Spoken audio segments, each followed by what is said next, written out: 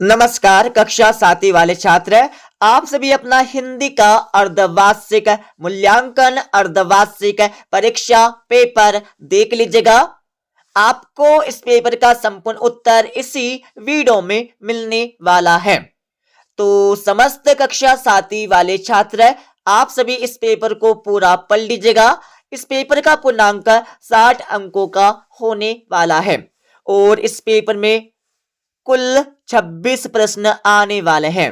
तो इस पेपर का आपका पहला प्रश्न दिया बहुविकल्पी प्रश्न।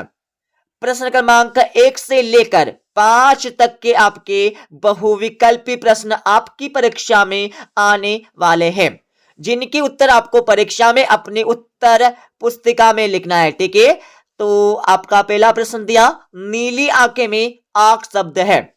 तो नीली आंखें में आंख शब्द कौन सा है यह आपको बताना होगा। तो पहले में आपको सही उत्तर लिखना है बी वाला संज्ञा।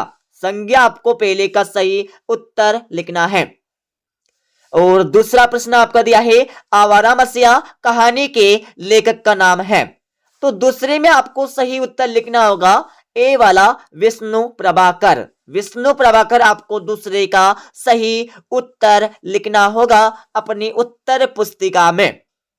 और तीसरा प्रश्न आपका दिया है माता पिता शब्द में कौन सा समास है। तो आप सभी को बताना होगा माता पिता शब्द में कौन सा समास है। तो तीसरे में आप सभी को सही उत्तर लिखना होगा सी वाला द्वंद्व समास। द्वंद्व समास आपको तीसरे का सही उत्तर लिखना है।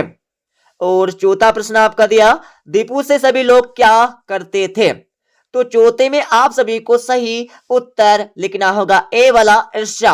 ईर्ष्या आपको चौथे का सही उत्तर लिखना है। और पांचवा प्रश्न आपका दिया है आज रविवार का दिन है, वाक्य में रेखांकित शब्द का समानार्थी शब्द कौन सा है। तो पांचवे में आप सभी को सही उत्तर लिखना होगा सी वाला दिवस। दिवस आपको पांचवे का सही उत्तर लिखना होगा अपनी उत्तर पुस्तिका में। तो इस प्रकार से 5 नंबर आपके सही विकल्प के कंप्लीट हो जाएंगे। पढ़ लीजिएगा। और इस पेपर का हमारा अगला प्रश्न दिया जिसमें रिक्त स्थान आपको भर के लिखने होंगे, जो आपकी परीक्षा में एक एक नंबर के आने वाले हैं। तो आपका छठा प्रश्न दिया है दया करने वाले व्यक्ति को क्या कहते हैं। तो छठे में आपको लिखना होगा दयालु। दयालु आपको छठे का सही उत्तर लिखना है। ठीक है।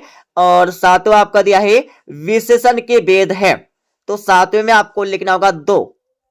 दो आपको सातवें का सही उत्तर लिखना है।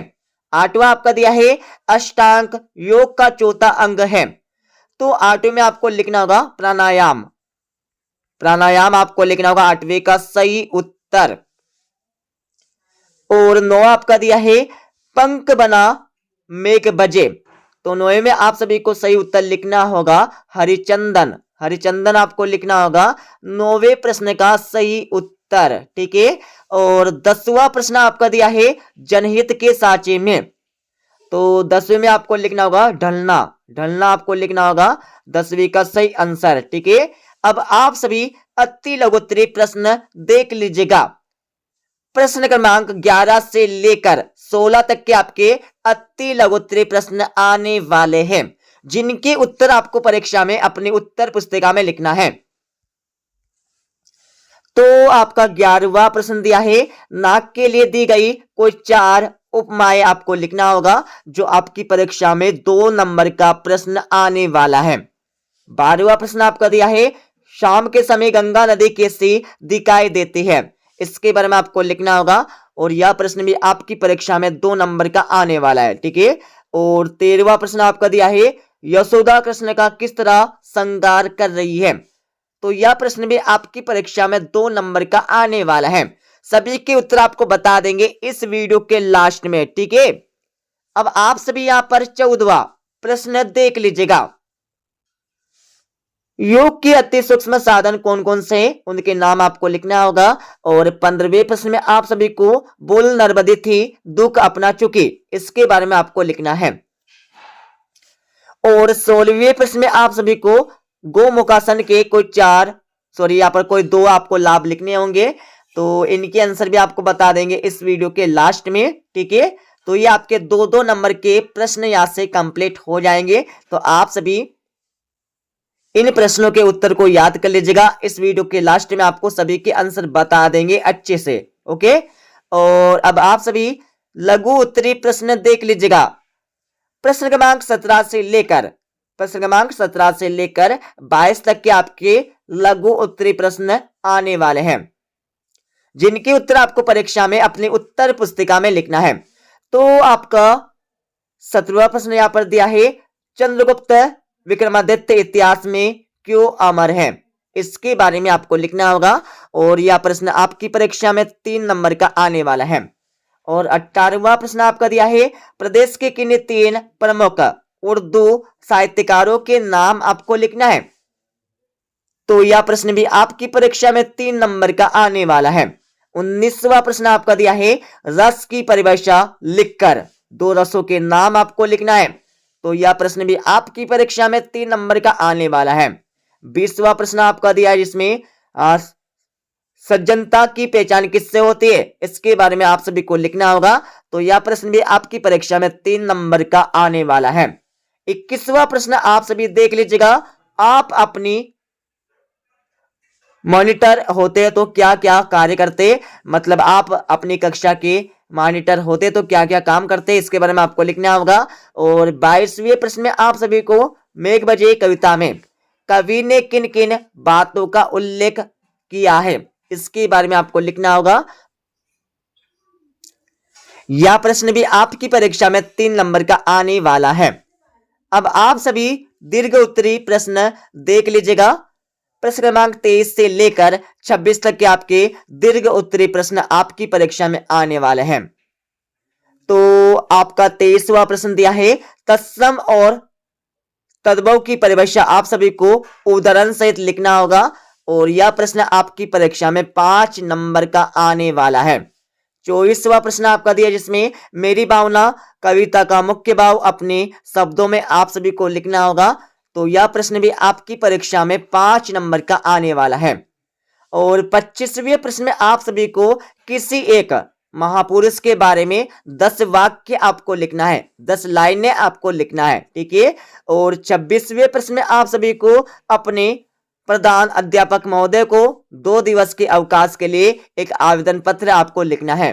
तो यह प्रश्न भी आपकी परीक्षा में 5 नंबर का आने वाला है। अब मैं इस पेपर का आप सभी को संपूर्ण उत्तर बता देता हूं। अब आप सभी प्रिय छात्रों इस पेपर का संपूर्ण उत्तर देख लीजिएगा। जैसे कि हमने आप सभी को क्वेश्चन नंबर 1 से लेकर 10 तक के प्रश्नों के उत्तर आपको बता दिए थे। अब आप सभी क्वेश्चन नंबर 11 से लेकर 26 तक के प्रश्नों के उत्तर देख लीजिएगा। तो ये आपका 11वें प्रश्न का उत्तर आपको दिया है, ठीक है, पढ़ लीजिएगा। 11वें के बाद आप सभी को 12वें प्रश्न का उत्तर यहां से मिल जाएगा, ठीक है। 12वें के बाद थोड़ा आगे चलेंगे तो आप सभी को 13वें प्रश्न का उत्तर आपको यहां से मिल जाएगा पूरा का पूरा। और 14वें प्रश्न का उत्तर आपको यहां से मिल जाएगा पूरा का पूरा, ठीक है, पढ़ लीजिएगा। और आप सभी को 15वें प्रश्न का उत्तर यहां से मिल जाएगा पूरा का पूरा, ठीक है।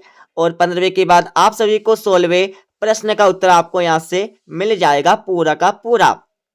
अब थोड़ा आगे चलेंगे तो आप सभी को मिल जाएगा यहां पर, 1 सेकेंड, थोड़ा जूम करेंगे तो ये आपको मिल जाएगा 17वें प्रश्न का उत्तर, ठीक है। 17वें के बाद आप सभी को 18वें प्रश्न का उत्तर आपको यहां से मिल जाएगा। 18वें के बाद थोड़ा आगे चलेंगे तो आप सभी को 19वें प्रश्न का उत्तर आपको यहां से मिल जाएगा। 19वें के बाद भाई साहब आप सभी 20वें प्रश्न का उत्तर यहां से देख लीजिएगा। 20वें के बाद आप सभी को मिल जाएगा 21वें प्रश्न का उत्तर, पूरा का पूरा आपको लिखना होगा परीक्षा में। और 22वें प्रश्न का उत्तर आपको यहां से मिल जाएगा पूरा का पूरा, ठीक है। 22वें के बाद थोड़ा आगे चलेंगे तो आप सभी को मिल जाएगा यहां पर 23वें प्रश्न का उत्तर, ठीक है। 23वें के बाद थोड़ा आगे चलेंगे तो आप सभी को यहां पर मिल जाएगा 24वें प्रश्न का उत्तर, ठीक है।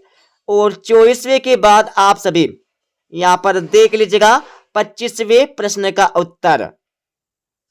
यह आपको 25वें प्रश्न का उत्तर आपको यहां पर दिया है, जिसमें किसी एक महापुरुष पर 10 वाक्य आपको लिखना है। 25वीं के बाद भाई साहब आप सभी यहाँ पर देख लीजिएगा 26वें प्रश्न का उत्तर, जिसमें 2 दिन के अवकाश हेतु आपको एक प्रार्थना पत्र, एक आवेदन पत्र आपको लिखना होगा अपने विद्यालय के प्रधानाचार्य को, ठीक है, अपने विद्यालय के कक्षा अध्यापक को। तो इस प्रकार से आपको परीक्षा में एक प्रार्थना पत्र लिखना है। आप सभी इसको अपनी रफ कॉपी में लिख लीजिएगा। तो इस प्रकार से हमने आप सभी को पूरा पेपर बता दिया और आपको पूरा उत्तर भी बता दिया है। ठीक है, मिलते अगले वीडियो में।